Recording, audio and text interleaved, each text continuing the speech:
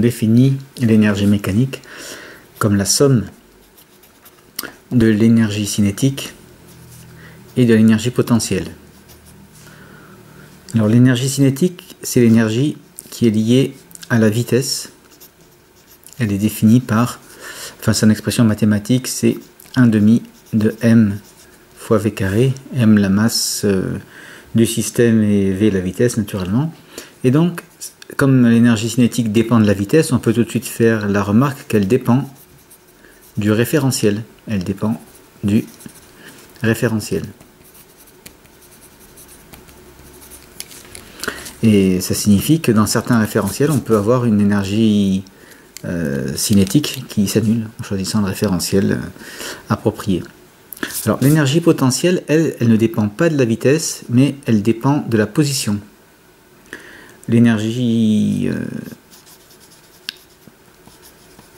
potentielle, disons, la plus simple à utiliser, c'est l'énergie potentielle gravitationnelle. C'est celle qui est due à l'énergie potentielle de pesanteur. C'est celle qui est due donc à l'interaction gravitationnelle, comme son nom l'indique.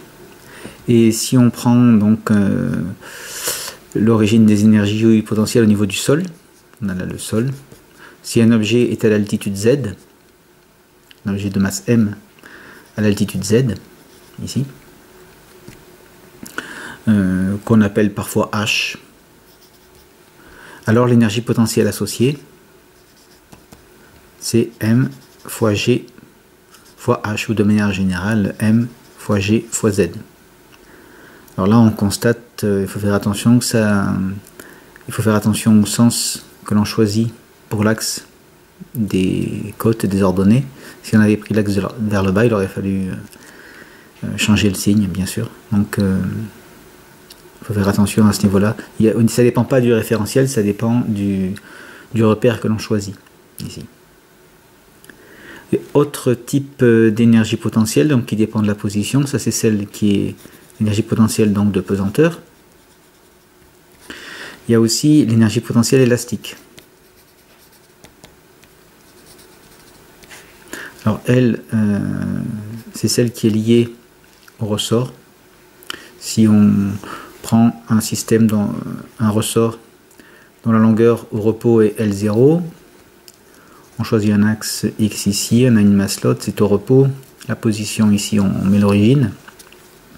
Lorsque l'on étire le ressort, lorsqu'on le met en mouvement, alors il s'est par exemple étiré jusqu'ici, donc 0, la position d'origine est ici, ça c'est l'abscisse courante X, et ça c'est la longueur L maintenant. Et bien la différence entre L et L0 c'est l'allongement. Et comme on a choisi L0 au niveau de l'origine, la différence entre L et L0 avec cette origine là, elle est pile égale à X. L'énergie potentielle élastique, son expression c'est 1/2 multiplié par K. K c'est la raideur du ressort. C'est un ressort de raideur K en newton par mètre. Donc on a 1/2 de K multiplié par l'allongement L moins L0 au carré. Et donc ici 1/2 de K fois X2. Puisque L moins L0, on a dit que ça, avec ce choix-là, est égal à X. Alors c'est un cas particulier parce que si on avait pris le 0 ailleurs ou dans d'autres situations, on n'aurait pas simplement X.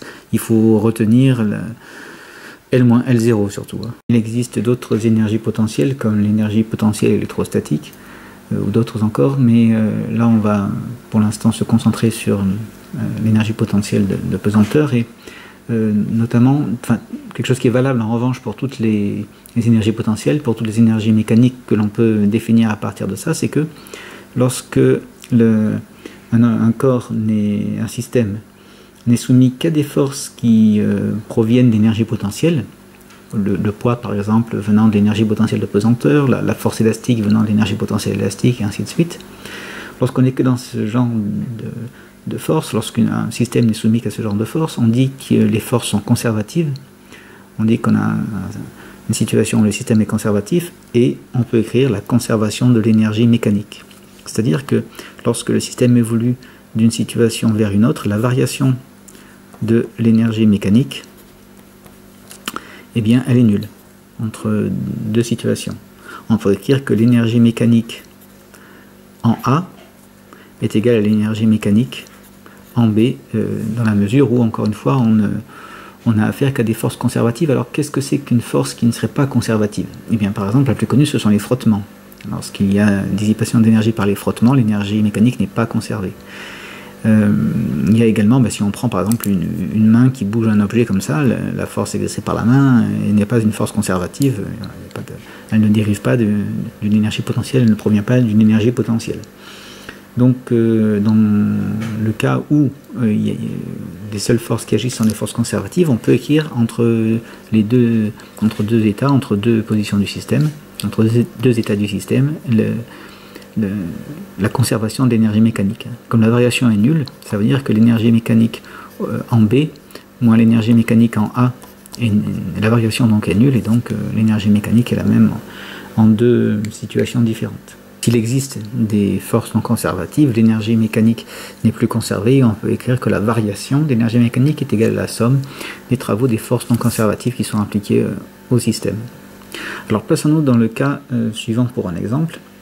Donc typiquement, les travaux des forces non conservatives, c'est le travail des frottements, le travail de la main de l'opérateur ou autre. Alors prenons un exemple. Un exemple simple, c'est que sur une table, il y a un objet qui est posé et il va tomber de la table. Un stylo par exemple.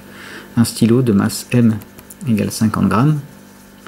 La hauteur ici, c'est en gros 70 cm. Et donc on va étudier la chute entre la position A, l'état A et l'état B. À l'état A, c'est lorsque le stylo démarre ici, sa vitesse est quasiment nulle. En revanche, il a d'énergie potentielle. Alors on va prendre le zéro d'énergie potentielle en bas.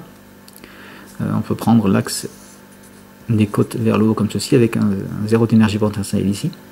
Autrement dit, à t égale 0 au départ, voilà, dans la première situation, dans la situation A, l'objet se trouve à la hauteur h, sans vitesse. Lorsqu'il arrive en B, en revanche, l'altitude devient nulle, donc l'énergie potentielle de pesanteur devient nulle, et il a acquis de la vitesse. En fait, il y a eu une transformation d'énergie cinétique d'énergie potentielle en énergie cinétique. Donc si on écrit la conservation de l'énergie mécanique entre ces deux situations, on peut dire que donc entre A et B, la variation d'énergie mécanique de A à B est nulle puisqu'il n'y a pas de frottement. Alors pourquoi il n'y a pas de frottement? Vous allez dire il y a les frottements de l'air, certes, mais pour un stylo habituel, ils sont négligeables pour les vitesses atteintes. Là, a priori, il n'y aura pas trop d'effet de l'air. Ce sera même sans doute négligeable. Donc on peut écrire que l'énergie mécanique en B moins l'énergie mécanique en A, la différence des deux énergies mécaniques est nulle, et ce qui veut dire que l'énergie mécanique finale en B c'est égal à l'énergie mécanique en A.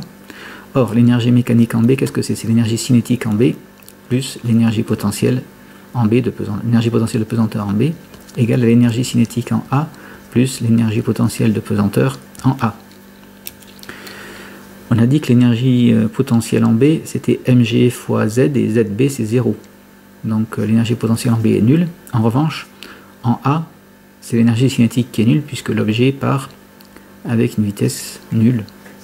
Donc l'énergie cinétique en A est nulle. Et on se retrouve avec l'égalité que l'énergie cinétique au point B, ici, est égale à l'énergie potentielle au point A. Autrement dit, 1/2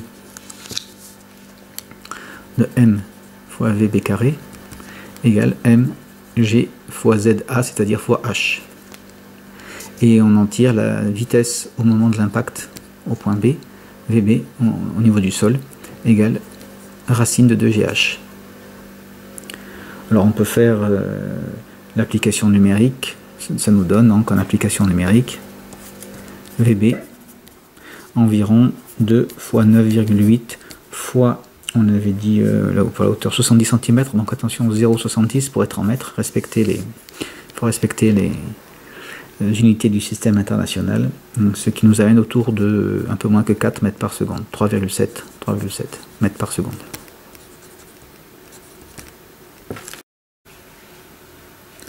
Non.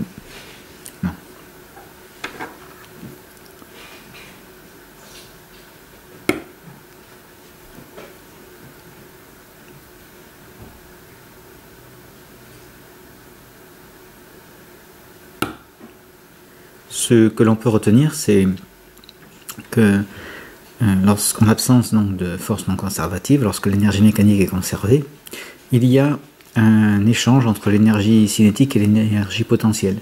Ici, l'énergie potentielle diminue et l'énergie cinétique augmente. Il y a un transfert entre les deux, il y a un transfert entre un type d'énergie et l'autre type d'énergie, de sorte que la somme des deux reste constante, reste égale à l'énergie mécanique.